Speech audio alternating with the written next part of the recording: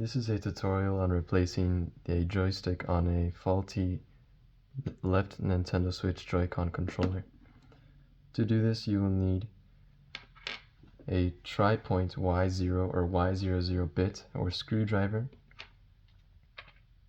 a Phillips number 00 bit / screwdriver, a replacement Joy-Con joystick, and a plastic pry bar, such as this one. Other tools that could help could include a pair of tweezers. Alright, so before getting started, it is important to note that with all PCB-based electronics, they can be sensitive to electrostatic shock and discharge, and can be ruined if they are not properly handled. As such, I have made sure to properly ground myself before working on this. Also, this will void your warranty, so just be warned. Alright, step 1, in replacing this joystick, you need to open the Joy-Con. So to do that, use your Y-point, or tri-point, whatever, bit, and open the 4 screws on the back.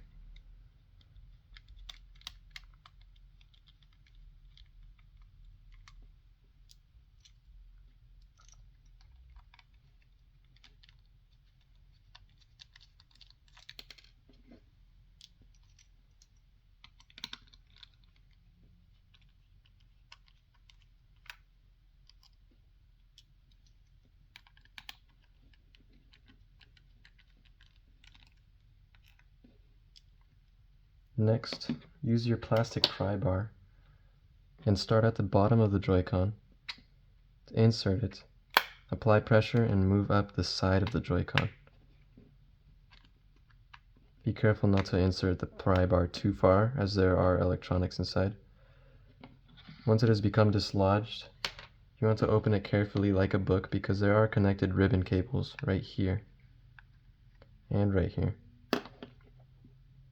So next step, we have to access the motherboard, and to do so, we need to remove the battery first. The battery connector is this little red and black cable thing right here. So you need to firstly dislodge this, which can take some time and can be quite fairly difficult to do, but if you know how to do it right, it comes right off. Second, using our plastic pry bar, we can pry the battery off, which is held in by little amounts of glue. Of course, this Joy-Con has been opened and replaced before, so the glue has been worn down very easily. Set that battery aside. Keep a close eye on it, because it is a battery and can explode because it is lithium. Next, using your Phillips number 00 screw, you want to take out the 3 screws holding in the what's it called? The mid frame. That is this screw right here, this screw right here, and this next screw at the bottom of the main frame. Mid frame, my bad. Can you tell it's my first time recording a tutorial?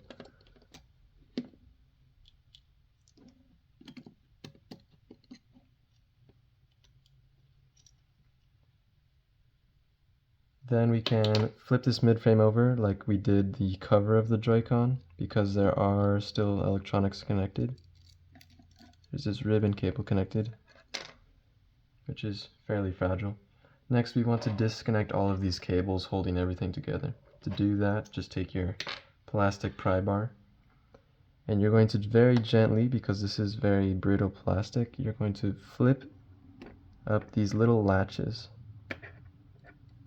and then you're going to push out the ribbon cable.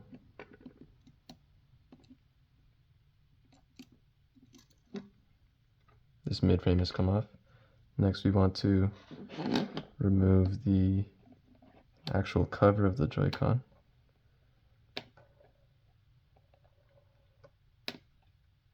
Oh, wrong side.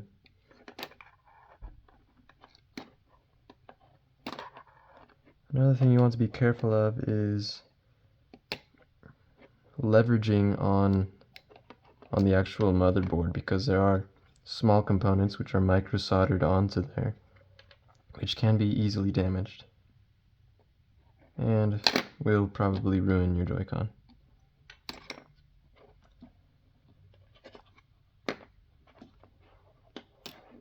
Alright, the cover is detached. We want to next take out the ribbon cables holding the actual joystick in. That is these two right here. So basically you're going to delatch all of the ribbon cables inside.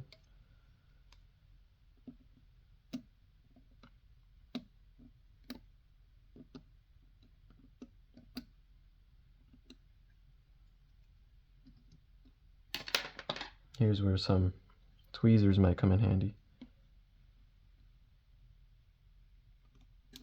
There.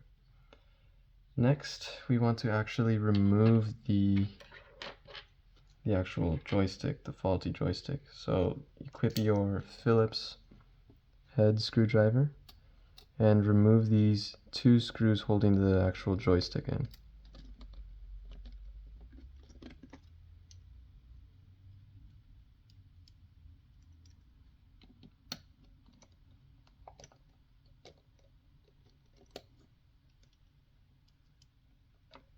Alright, so now that your Joy-Con joystick is loose, you want to carefully remove it because there is a black piece of paper underneath that you don't want to deform.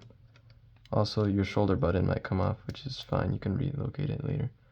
So there we have our quote-unquote faulty joystick. This is a normal joystick, I have replaced this before.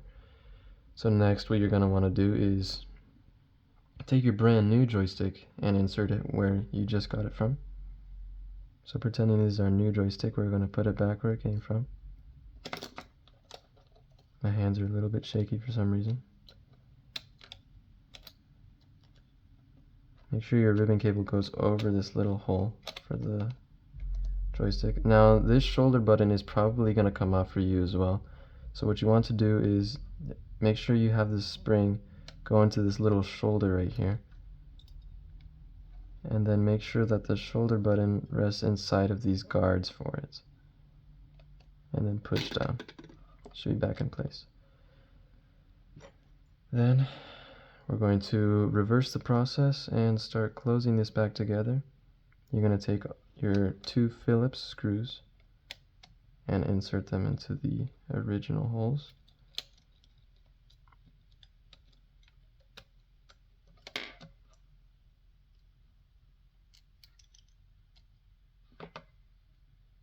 Which is likely going to be the most tedious process because these screws are very small.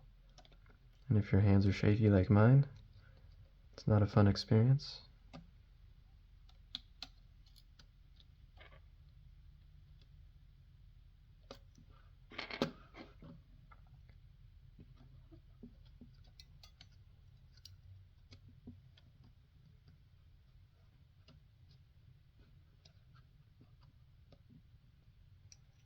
Right, next we are going to reattach the ribbon cables for the joystick using tweezers again. I'm going to very gently grab this ribbon cable and insert it into its normal position. Make sure it goes in all the way or else it'll be bad contact. Then you're going to push the latch down and lock it in place. And we'll do that for all of these ribbon cables.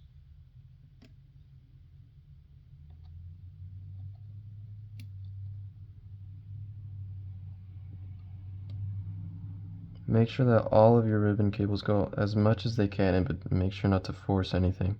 You don't want to break it, because these are expensive controllers, like $80 for one, which is crazy.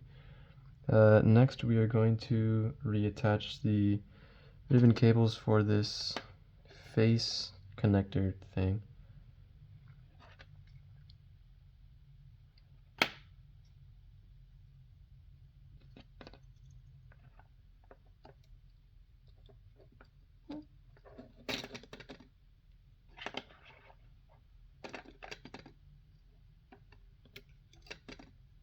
Which is extremely tedious.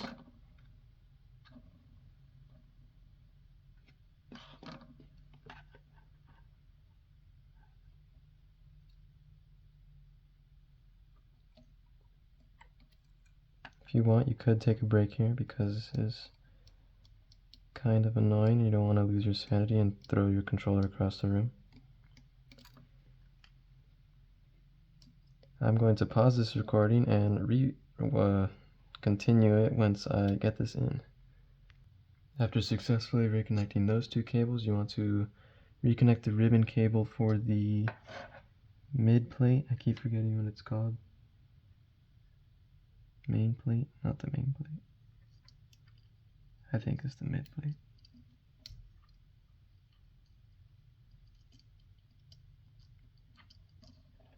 Like all ribbon cables, this will also take a lot to fiddle around. I'm going to pause the recording and come back once I have reconnected this. Alright, now that the mid plate is reconnected, you want to reattach it with the screws. Make sure that your shoulder button and your trigger button are correctly in place before doing this. You want to grab your Phillips head screwdriver and reattach the 3 screws holding the mid frame in. There's one down here, and then one top left, and then one bottom right.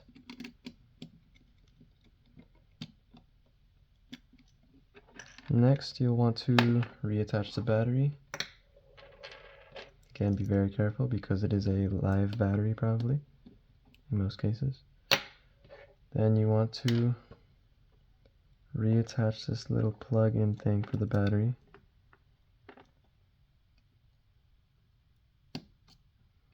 Now, before closing the actual switch again, we can test to make sure that everything is connected right by pressing a button and seeing if these lights come on, which they do. You know that everything is wired correctly. Now we can close the Joy-Con. Make sure that the actual grill right here lines up well. Everything closes well. Everything does. You're going to use your Y bit, tri-wing bit, interchangeable, which are not magnetic for some reason. And close up your Joy-Con. And since I don't have software to capture recording on the Nintendo Switch, what you're going to do after this is turn on your Nintendo Switch, connect the Joy-Con, then you're going to go to the settings and go to controller settings, and after that go to recalibrate stick. You want to recalibrate this left stick that we just replaced.